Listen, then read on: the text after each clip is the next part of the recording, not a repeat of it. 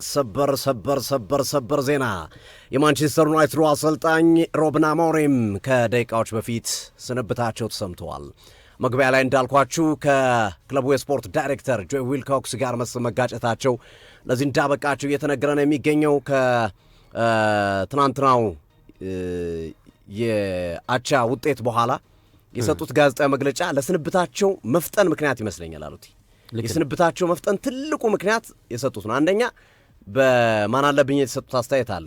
ማን ነው እስኪ የሚያሰናብተኝ አለቅም የሚል አስተያየታቸውን ሰጥቶ ነበር። ይህን ሀሳብ ሰጥቶ ነበረ። በተጨማሪ ጣልቃ እየተገባብኝ ነው የሚል ሀሳባቸውን መሰረት በማድረግም ሲስተሜን ያጫወት መንገድ እንድቀይር ጣልቃ ገብነት በክለብ ውስጥ አለ የሚል አስተያየታቸውን በተለይ ከስፖርቲንግ ዳይሬክተሩ ጋር አያይዘው ተናግረው ነበር። ስለዚህ አሁን በማንቸስተር ዩናይትድ ማን እንደሚሰማ ከሩበን አሞሪም ይልቅ ዊልኮክስ ከፍተኛ ተቀባይነትና ተሰሚነት እንዳላቸው አሳይተዋቸዋል። በማሰናበት ወዲያውኑ ነው ያሰናበቷቸው። እንግዲህ ከዚህ ንግግር በኋላ ያው ሁሌም ምን ይባላል ስንጥቅ ከገባ እያልኩ ነበር መግቢያ ላይ ራሱ ስንጥቅ ከገባ አይሆንም። ስንጥቅ ገባ። በተለይ እንደዚህ አይነት ግጭቶች መጨረሻ መቆሚያ የላቸው። ሁሌም ነው በየትኛውም ክለብ ላይ ዳይሬክተርና አሰልጣኝ ተስማምቶ ካልሰራ አይሆንም። ምንድነው ያሉት? እኔ የዚህ ቡድን ማናጀር እንጂ የዚህ ቡድን ኮች አይደለሁም። ማናጀርና ኮች ይለያያል። እኔ የቡድን መሪ ወይም የቡድኑ ማንም ያዘዘኝን የማስፈጽም ሳይሆን እኔ የፕሮጀክቱ መሪ ነኝ ነው። የፕሮጀክቱ መሪ እኔ ነኝ እንጂ እኔ የታዘዝኩትን የምፈጽም አይደለሁም ነው። ኮችና ማናጀር ማለት ልዩነቱ ይሄ ነው። በቀላሉ ለማስረዳት ያህል ማናጀር ለምሳሌ አርቴታ ማናጀር ነው። እሱ ነው ፕሮፖዛሉን የሚሰራው፣ ቅሩን የሚሰራው፣ እያንዳንዱ ነገር የሚያስኬደው እሱ ነው።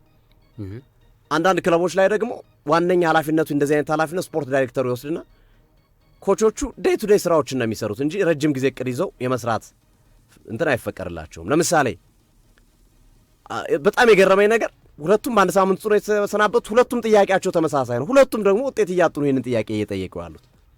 ኢንዞ ማሬስካ ሲሰናበት ከክለቡ አመራሮች ጋር ነው የተጋጩ። ለምን ተጫዋች ከሌን ለምን ቀየርክ፣ እንደዚህ አይነት ተጫዋች ለምን አሳረፍክ በሚል ጣልቃ ተገብቶብኛል፣ መጥፎ 48 ሰዓታቶችን አሳልፌያለሁ ብሎ ከኤቨርተኑ ጨዋታ በፊት ሰጠ። ከዛ ባለፈው ጨዋታ ላይ በመጨረሻው ጨዋታ ላይ ውጤት ሲያጣ መግለጫ ላይ አልተገኘም። ከዛ አሰናበቱት። ግጭቱ ከማን ጋር ነው? ከስፖርት ዳይሬክተሮቹ ጋር ነው፣ ከአመራሮቹ ጋር ነው የተጋጨው። ሩበን አሞሪምም ዘ ሴም ቲንግ ነው፣ ተመሳሳይ ነገር ነው። ሩበን አሞሪምም ያጫውን ልክ አይደለም ካሉን ተጫዋቾች አንጻር ለምን ሌላ ጨዋታ አንሞክርም በሚል እነ ዊልኮክስ ሀሳብ መስጠታቸውና ይህንን ሀሳብ ማስረጻቸው አልተመቻቸው። ልክ ነው። በዛ ምክንያት መልሳቸው ሰጥቷል። ማንቸስተር ዩናይትድ አሁን ሩበን አሞሪምን አሰናብቷል፣ ተለያይቷል ከሩበን አሞሪም ጋር። እኛ አሰልጣኝ በቂ ድል ተሰጥቷቸዋል፣ በቂ ተጫዋቾች ዝውውር ተደርጎላቸዋል፣ በቂ ድጋፍ ተደርጎላቸዋል ከክለቡ የሚለውን አያይዘን ከዛው ጋርም ማንቸስተር ዩናይትድ በቀጣይ ማንን ሊያስብ ይችላል? ምንድነው ቀጣይ ጣፈንቶ የማንቸስተር ዩናይትድ ታይሚንግ ውስጥ ትክክል ነው ሩበን አሞሪምን ማንቸስተር ዩናይትድ ያሰናበተበት የሚሉትን እነዚህን ሀሳቦች አያይዘን እናንሳ። ያው ሪዝኑ ግልጽ ነው ለአድማጮቻችን። ለምን ተሰናበተ? ውጤት አጥቶ ነበረ። በዛ ላይ ከክለቡ ዋና አመራሮች ጋር ከዳይሬክተሩ ጋር ተጋጨ። በሚዲያ ወጥቶ ተቸ። ዳይሬክተሩን መተቸት ብቻ ሳይሆን ጭራሽም እስኪ ማን ነው የሚያስለቅቀኝ የሚል ደንፎ ያለበት አስተያየት ሰጠ። ትናንት እያነሳው ነበር ጨዋታውን፣ የሊቨርፑልን ጨዋታ እያስተላለፍን መሀል ላይ ስናነሳው ነበር። እስኪ ማን ነው የሚያስለቅቀኝ እያሉ ነው አሞሪም እያልን ነበርና ያስታውቅ ነበረ፣ ነገሩ ያስታውቅ ነበረ። እንደዚህ እኔ የኢንዞም የሩበን አሞሪም በዚህ ደረጃ ይፈጥናል ብዬ ባላስብም እንዲህ ወዲያው ሆነ። በቃ አይደለ ኢንዶሚን አይነት ስንብት ነው እየተሰናበቱ ያሉት። ጧት ወዲያው በቃ ጧት ተወራ፣ ከሰዓት ተወራ፣ ጧት። ትናንት ከሰዓት ነው የዊልኮክስና የሳቸው ግጭት የተሰማው። ዛሬ ጧት ጫሯቸው፣ አባረሯቸው። እስኪ ያሉት ያንተ እንደው ምን ተሰማ? አጠቃላይ ሂደቱን በሚመለከት ያው የሩበን አሞሪም አድናቂ ነበርክ እስከተወሰኑ ወራቶች ድረስ። በቅርብ ጊዜ ነው ተስፋ የቆረጥክባቸው። ልክ ነው። ስለዚህ አያይዘህ አንሳቸውና በቀጣይስ ምንድነው ማንቸስተር ዩናይትድ እቅድ? ዋና አሰልጣኝ ይቀጥራል? በጊዜው አሰልጣኝ እስከ ዓመቱ መጨረሻ ይቀጥላል? የት ነው የሚያዋጣው ሳዋጩ መንገድ የሚለውንም አያይዘን እናንሳ አሉት። አመሰግናለሁ ሶፊያ። አድማጮች እንደምን አላችሁ ብያለሁ። እኔ ደስተኛ ነኝ፣ በሩበን አሞሪም ስንብት ደስተኛ ነኝ። እስከ ተወሰነ ጊዜ ድረስ እግር ኳስ ፕሮሰስ ነው አምናለሁ። ግን ፕሮሰሱ ደግሞ አንዳንዴ ችክ ማለት የለብህ፣ ፍሌክሲብል መሆን አለብህ ብዬ አስባለሁ። ዩናይትድ ቢያንስ በ4 ተከላካይ ሲጫወት የተመለከትነው ነገር አለ፣ በ3 ተከላካይ ሲጫወት የተመለከትነው ነገር አለ። ያንን ነገር በቃ ግትር ሆነው ቀጥለው ነበር እና የሪዮ ፈርዲናንድ ሀሳብ አሁን ይመጣልኛል። ባለፈውም ገልጬዋለሁ። ሩበን አሞሪም በማንቸስተር ዩናይትድ ከመጡ በኋላ ሩድ ቫን ኒስተልሮይን አሰናብተዋል። አልፈልግህም የኮቺንግ ስታፍ ውስጥ አላካትህም ብለውታል። የመጀመሪያው ቁርሾ ዛሬ ተጀመረ። አሁን በዚህ ጊዜ ይጠቅምህ ነበር ሩድ ቫን ኒስተልሮይ።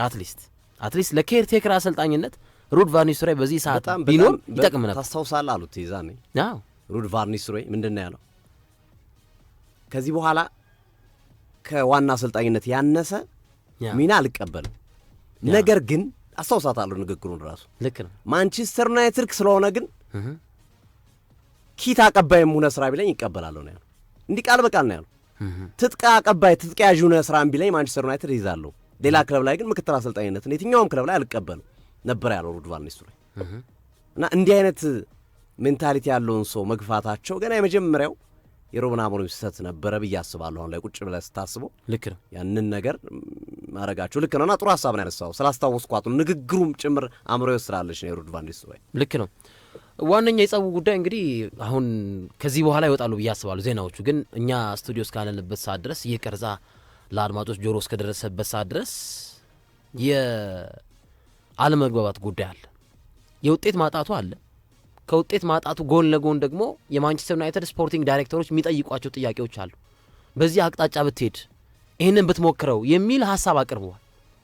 ምንጮች እንደሚገልጹት ከሆነ አድማጮች በተለይም ይላል የማንቸስተር ዩናይትዱ የስፖርቲንግ ዳይሬክተር ውስጥ ካሉባቸው ግለሰቦች ውስጥ ከሩበን አሞሪም ጋር በዋትሳፕ የተላላኩት መልእክት ይላል ክሪስቶፈር ቪቪል ከእሳቸው ጋር ያደረጉት የዋትሳፕ ቃላቶች በማንቸስተር ዩናይትድ ኃላፊዎችና በሩበን አሞሪም መካከል ያለው የስንብት ቴምፖ እንዲፈጥን ሆነዋል።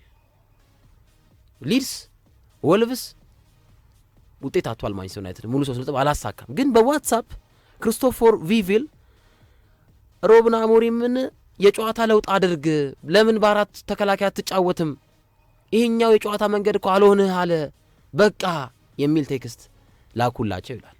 አሁን ስቱዲዮ እስከ ገባንበት ሰዓት ድረስ ይወጡ ያሉ መረጃዎች እና በነገራችን ላይ አሉቲ ካነሳ ያቀር የዛን ጨዋታ በተለይ የሊድሱም የወልሱም ጨዋታ ማንቸስተር ዩናይትድ አስተላለፉ ገና ነው። ይሄ ትሪ ነው፣ ትሪው የገናው ትሪ የለ ዛፉ ክሪስማስ ነው የሚመስለው። 6 ተከላካይ 2 አማካኝ ከዛ 2 አጥቂ አድርገው ነው ሲጫወቱ የነበሩ እና ነው 2 አማካኝ ከዛ 1 6 2 1 ነበር እና ወደ ላይ እየቀጠነ ነው የሚመስለው። ክሪስማስ ይመስል ነበር አስተላለፉ ይላሉ እና ብዙ ጥያቄ ሲነሳበት የነበር ነውና እኔ የማንቸስተር ዩናይትድ አመራሮች ይህን ጥያቄ ማንሳታቸው ስህተት አይመስለኝም። እንዲሁም የአሞሪም መበሳጨት ነው ያልገባኝ። ልክ ነው እስማማለሁ። እና ከእሳቸው ጋር በነበረው ከክሪስቶፈር ቪቪል ጋር በነበረው የዋትሳፕ የቃላት መልእክት ልውውጥ ምክንያት የሩበን አሞሪም ስንብት ፈጥኗል።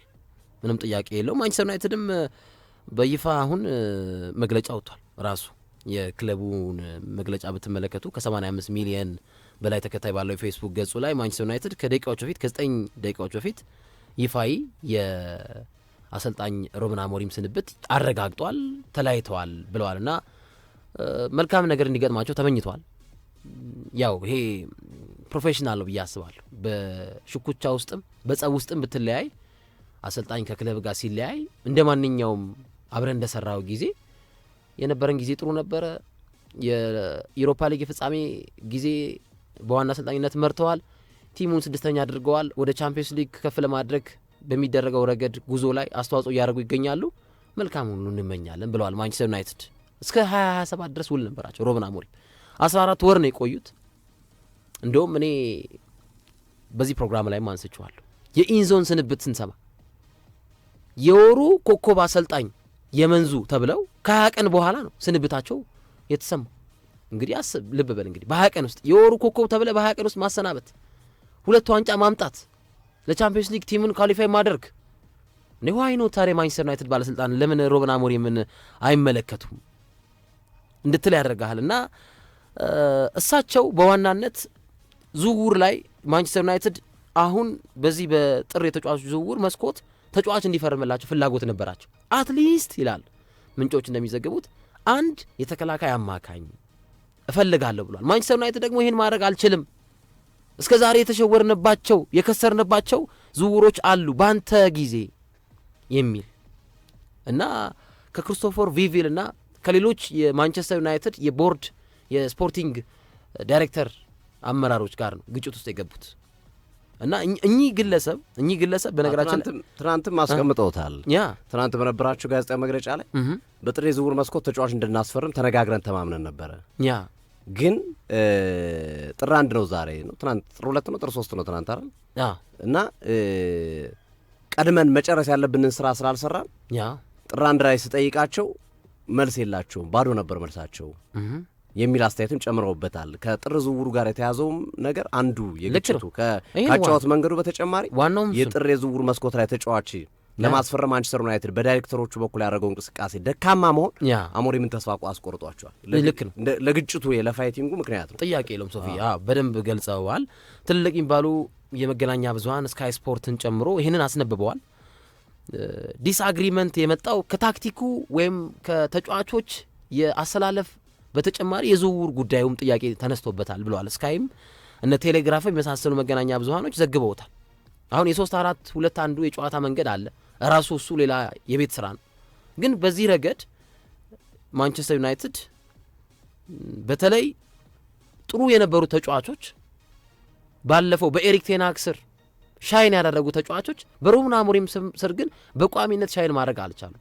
ምክንያቱም የጨዋታ መንገድ ለውጥ ስላለ ከ4-3-3 ወደ 3-4-2-1 እና ይሄ ታክቲክ የራሱ ጥሩ ጎን አለው፣ የራሱ ዊክነስ አለው።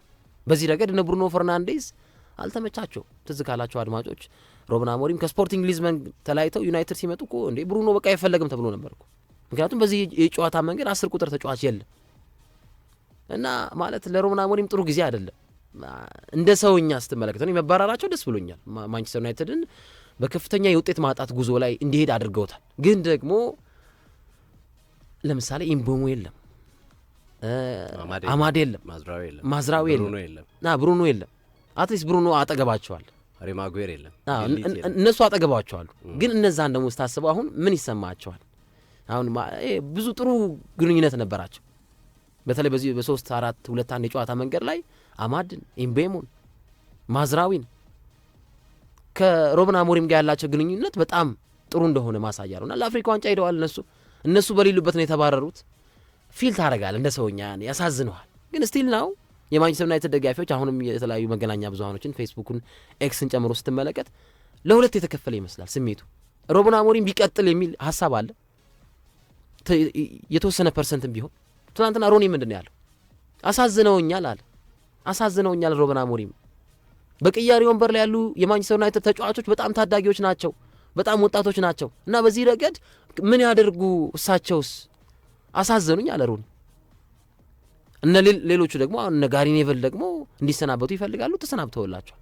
እነ ፖል አሮን ስኮልስ እና የቲሙ የአንደር 80 ከ18 ዓመት በታች ያለው አሰልጣኝ ነው እንግዲህ ቲሙን የሚረከበው ባረን ፍሌቸር። ልጆቹ አሉ በማንቸስተር ዩናይትድ ቤት። እሱ የ18 ዓመት በታች የማንቸስተር ዩናይትድ ቡድን አሰልጣኝ ነው። በዚህ ሰዓት የትኛው አሰልጣኝ አቬለብል ሆኖ የማንቸስተር ዩናይትድን ትኩሳት ተረክቦ ማንቸስተር ዩናይትድን ላለበት የአውሮፓ ቻምፒዮንስ ሊግ ተልዕኮ ተረክቦ ያንን ተፈጻሚ ያደርጋል ወይ? ትልቁ ጥያቄ ምልክት ነው። በፍሌቸር ከባድ በፍሌቸር እና በአርቡ ፕሮግራማችን ላይ ማንቸስተር ዩናይትድ ከአዲስ አዳጊ ቡድኖች ጋር ያለው ውጤት በመልካምነት የሚገለጽ ነው። ከቻምፒዮንሺፕ መጥተው ማንቸስተር ዩናይትድን የሚያሸንፉ ክለቦች በቅርብ ዓመታት የሉም። ለመጨረሻ ጊዜ ብለናል። ኦሌ ጉናር ሶልሼር የተሰናበተው በየትኛው ጨዋታ ነው? በዋትፎርድ 4-1 ሲሸነፍ። ዋትፎርድ በዛ ዓመት ከቻምፒዮንሺፕ መጥቶ ፕሪሚየር ሊግ የተቀላቀለ ቡድን ነው። ኢሚዲየትሊ ኦሌ ተሰናብተዋል። አሁንም የማንቸስተር ዩናይትድ ስንብት ቅድም በጠቀስናቸው የታክቲካል ጥያቄዎች፣ የዝውውር ጥያቄዎች፣ የስራ ጣልቃ ገብነት አለመግባባት እንዳለ ሆኖ ግን የሩበን አሞሪም ፋይናል ጨዋታው ከቻምፒዮንሺፕ በመጣ ቡድን ከሊድስ ዩናይትድ ጋር በነበረ ጨዋታ ይገርማል። ገጠመኙ ይገርማል። እና ሽንፈት አይደለም። ሊድስ ሊቨርፑልን አስጥሏል። ሊድስ ሲቲን ፈትኗል። ቼልሲን አሸንፏል። ኤልሃድ ሮድ ላይ መደረጉ እና ማንቸስተር ዩናይትድ ካለው የስኳድ ጥበት አኳያ አቻው አያስከፋ።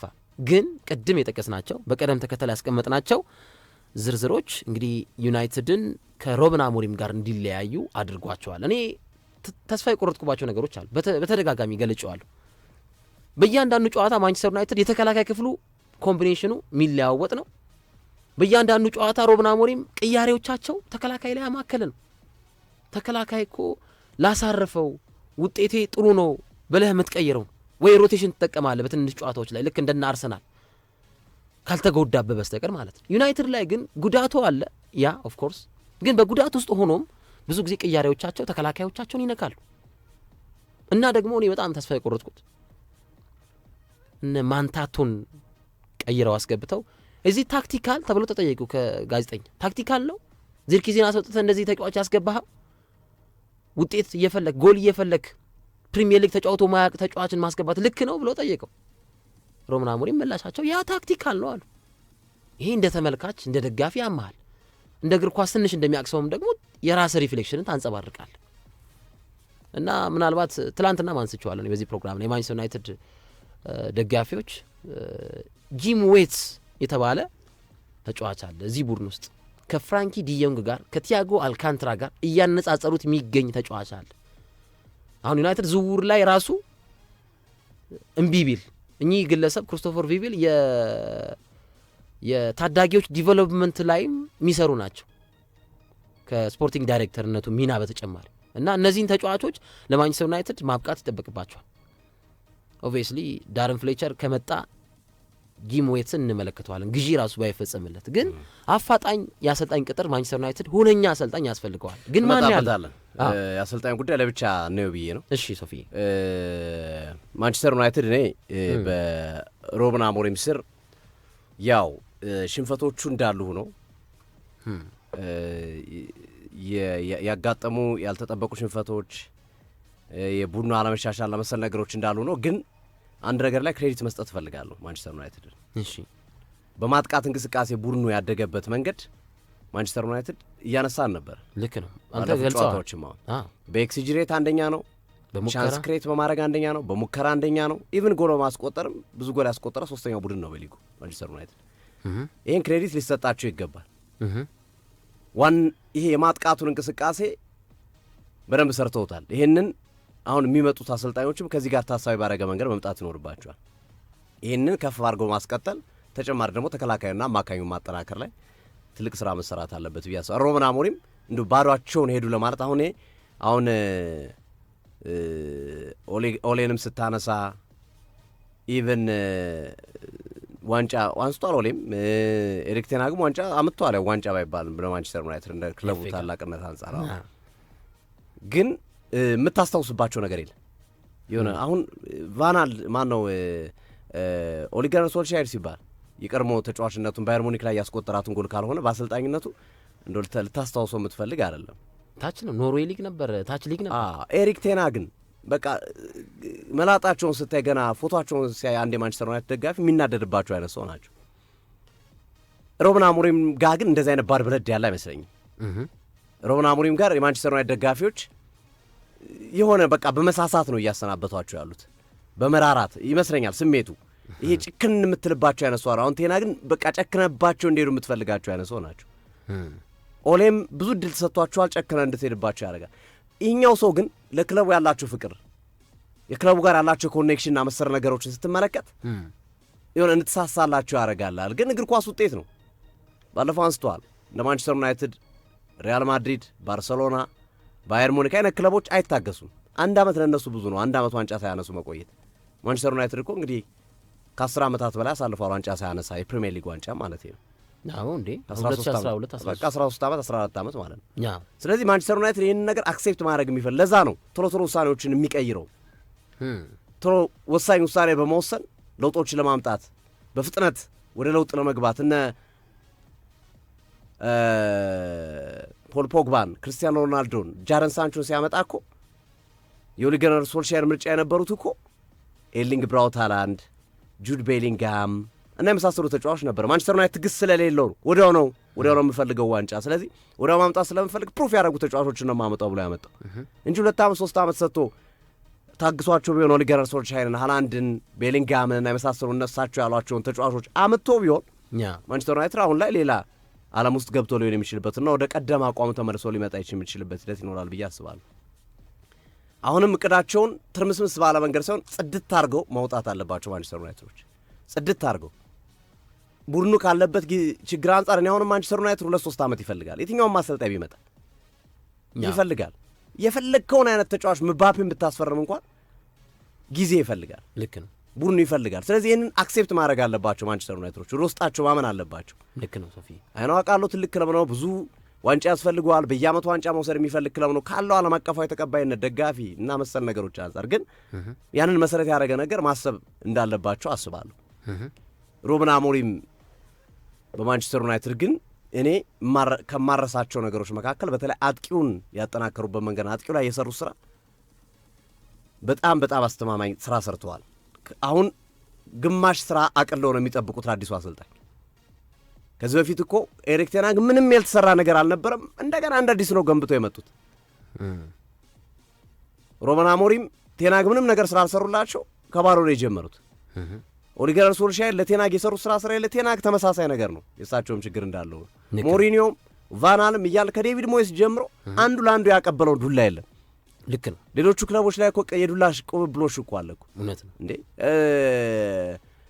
ማኑኤል ፔሌግሪኒ፣ ማንቺኒ ፔሌግሪኒ ለሲቲ ምን አይነት ቡድን ነው ያስረከቧቸው? ለጋርዲዮላ ምን አይነት ሰው ነው ያስረከቧቸው? ልክ ነው። ያያ ቱሬን ነው እንዴ ኢቭን አርሰን ቪንገር እኮ ለኡናይ ኤምሪ ብቻ ሳይሆን አርቴታ ድረስ የዘለቀ ትውልድ እኮ አስረክቧቸዋል፣ ልከውላቸዋል እኮ። አርቴታ ድረስ የዘለቀ እንደ ሳካ አይነት ተጫዋቾች እኮ በዛ ጊዜ የተመለከትናቸው ናቸው። ልክ ነው። ማንቸስተር ዩናይትድ ላይ ግን እንደዛ አይነት መላላኮች የሉም። እንዲሁም እየቀነሰ ነው የሚመጣ። ብሩኖ በቴኒክ ጊዜ ጥሩ የነበረው ብሩኖ ሩበን አሞሪም ላይ ይቀንሳል። ልክ ነው። እንዲህ እየወረደ ነው የሚመጣው። ዱላ ቅብብሎሹ ልክ አይደለም። ይሄም አንዱ በትልቁ መስተካከል ያለበት ጉዳይ ነው ብዬ አስባለሁ። የአጋሮቻችን መልእክቶች እና ድምጥና ስንመለስ ማንቸስተር ዩናይትድን ማን ያሰልጥ ነው? እጮቹ ከአሁኑ ወጥተዋል። እና ደግሞ አንድ ተጫዋች ዛሬ ሰርግና ምላሹ ኮቢ ማይኖ ባለቀ ሰዓት ሊወጣ ሲል በሩ ላይ ደርሶ ትልቅ ሎስ ነው ግን ሶፊ በሩ ላይ ደርሶ ይመለሳል ማለት ነው። ኮቢ ማይኖ አሁን አያወጣም በእርግጠኝነት።